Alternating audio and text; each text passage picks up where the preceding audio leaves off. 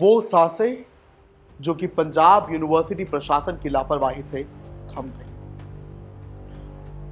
वो एक सपना जो पंजाब यूनिवर्सिटी प्रशासन की लापरवाही से उजड़ गई।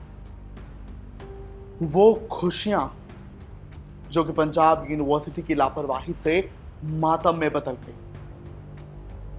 वो उज्जवल भविष्य जो कि पंजाब यूनिवर्सिटी प्रशासन की लापरवाही से मिट गया, खत्म हो गया, अंधेरे में चला गया।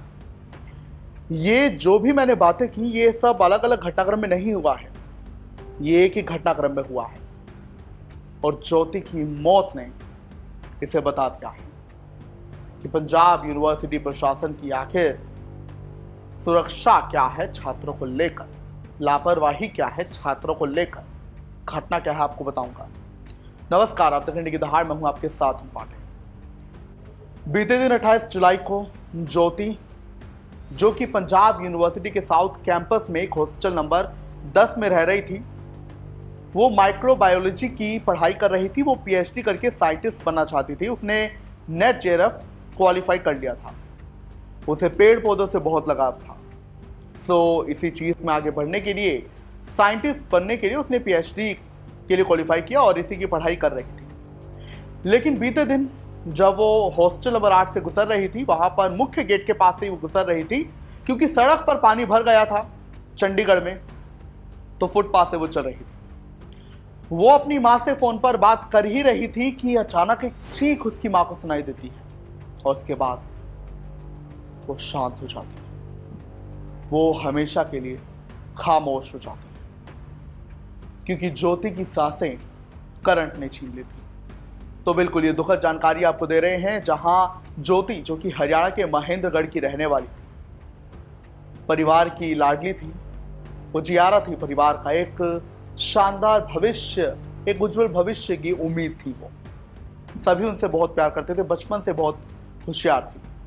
गुरुग्राम से पहले अपनी ग्रेजुएशन की, फिर पोस्ट ग्रेजुएशन हिसार से की, वहीं से पीएचडी की तैयारी शुरू की और एग्जाम क्लियर करके फिर चंडीगढ़ पहुंची और साइंटिस्ट उन्हें बनना था। जब भी घर आती थी, अभी हाल ही में 1 महीना पहले घर आई थी और अपनी रिसर्च के बारे में घर वालों को बता रही थी। परिवार भी बहुत खुश होता था ये बातें सुनकर कि बेटी कुछ कर जाएगी। लेकिन उन्हें क्या पता था कि लापरवाही उसकी सांसें छीन जाएगी, उनके परिवार की खुशियां छीन जाएगी।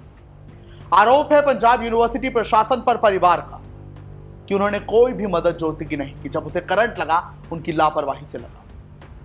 जब पता था बारिश हो रही थी, तो जो कटी हुई केबल्स थी, जो जंक्शन बॉक्स था, वो ऐसे क्यों था खुला? कटी हुई केबल की वजह से फुटपाथ पर करंट दौड़ रहा था और इसी करंट ने ज्योति की सांसें छीन ली, उसकी जिंदगी छीन ली, उसकी मौत हो गई। परिवार का आरोप है कि हमें पंजाब यूनिवर्सिटी प्रशासन से हादसे के बाद फोन आया, कहा कि आप जल्दी आइए, आपकी बेटी की मौत हो गई है करंट लगने से। लेकिन हमने कहा कि हमें सीसीटीवी दिखाओ, इतनी बड़ी यूनिवर्सिटी, इतना बड़ा कैंपस है, सीसीटीवी दिखाओ, हम कैसे मान लो उसकी करंट से मौत हुई।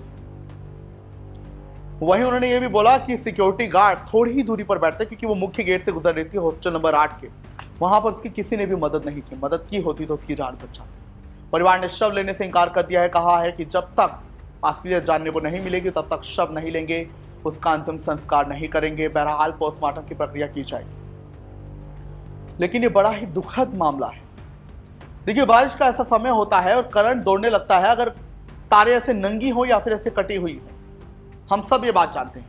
क्या ये कोई अपने आप में पहला हादसा था? नहीं, ऐसे हादसे पहले भी हो चुके हैं। तो पंजाब यूनिवर्सिटी प्रशासन पर सवाल उठेगा, आरोप लगेगा कि वो कर क्या रहे थे, जब उन्हें पता है बारिश में सड़कें पानी से लबालब हो जाती हैं, या पानी भरा भी ना हो फिर भी करंट दौड़ने लगता है कि तारे गीली हो जाती हैं। तो ऐसे में वो बचाव क्यों नहीं किया गया?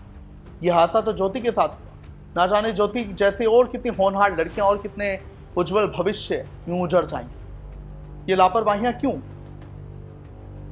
बहुत ही दुखद मामला है ये। एक साइंटिस्ट खो दिया देश ने, क्योंकि वो साइंटिस्ट बनने की तैयारी कर रही थी। जेआरएफ उसने अपना क्लियर कर दिया था, रिसर्च कर रही थी। तो एक टाइम बाद जाहिर तौर पर बच्चों को पढ़ाती, प्रोफेसर बनती, रिसर्च और आगे अपनी बढ़ाती। एक उज्जवल भविष्य उजड़ गया, एक सपना उजड़ गया, खुशियां मातम में पसर गई। क्या कहेंगे आप इस घटना पर? सारे वो यूनिवर्सिटी या कॉलेजेस या स्कूल वाले, प्लीज आप ध्यान दें, ऐसे हादसे ना होने तक अपनी पूरी तैयारी रखें।